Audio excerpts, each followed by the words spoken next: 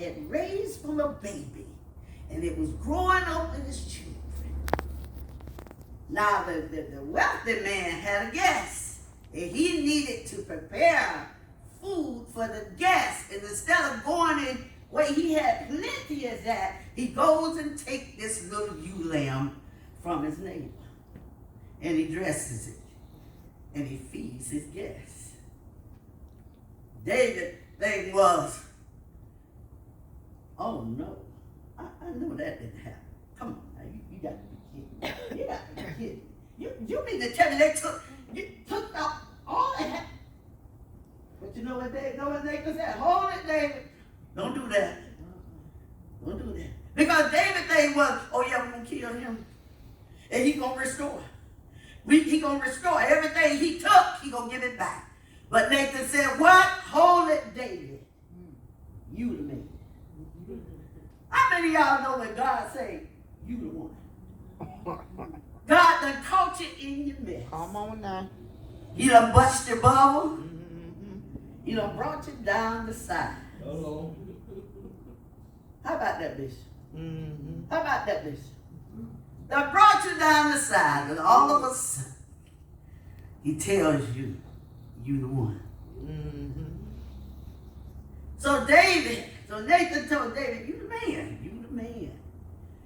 Now, one thing I was looking at this, and I said, Lord, how you want me to talk about conviction?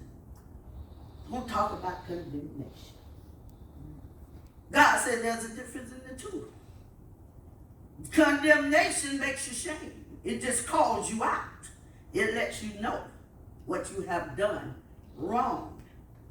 But you know what's so unique about condemnation is you either have the right to say, yes, I did it, or you will say, no, that ain't me. You ain't talking about me. You ain't talking to me. I ain't done that. I ain't done that. Y'all just wanna accuse me of something. Y'all just want me to be the bad guy. But how many of y'all know in order for you to be free, you got to step over into conviction? You got to step over into conviction. Amen. You can't lay the blame at nobody else's feet. You can't sit there and holler about had it not been for sister so-and-so, I wouldn't have did that, or brother so-and-so, he enticed me. Mm-hmm. No. You got to be like David.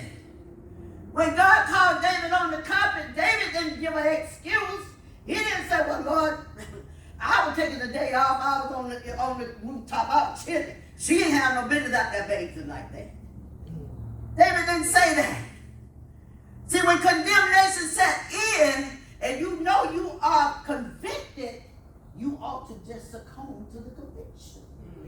You ought to just say, like David said, I don't see it. I don't sin against God. I don't see it. David's thing was, oh my God. You can imagine how many of y'all ever did something wrong and God sent somebody to you to tell you about it and you decided, well, I'm going to wait it out. I'm going to wait to see did God really say that. You know how we said, God don't speak every day now. He wasn't talking to him. I'm going to wait it out. I'm going to see if God was really talking. Amen. Then God turn around and send somebody else and they tell you the same thing. You be like, she still ain't talking to me. Mm-hmm. So you start going on to a spirit of error then. You start going into a spirit of error because your thing is, that ain't me. But David didn't do that. David said, I done sinned against the Lord. I done sinned. What is conviction? Conviction is a godly grief that leads to repentance and salvation. It is a positive force for change that points to the need for Jesus' sacrifice and leads to a renewed heart. Renewed heart.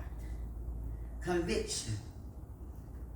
Conviction is the first step to that a first step that leads to confession, remorse, and ultimately leads a person to acknowledge their wrong. So what happened to David? David got condemned. He admitted it. And he was able to go into conviction. Yes. Conviction set in. How many of y'all know when conviction set in, you don't point fingers? You don't point fingers. David didn't say Bathsheba's sin. He said my sin. Bathsheba's iniquity, no, my iniquity. Bathsheba's transgression, no, my transgression. He didn't say, well, I couldn't do no more than she let me do. David said that ain't the point. See, in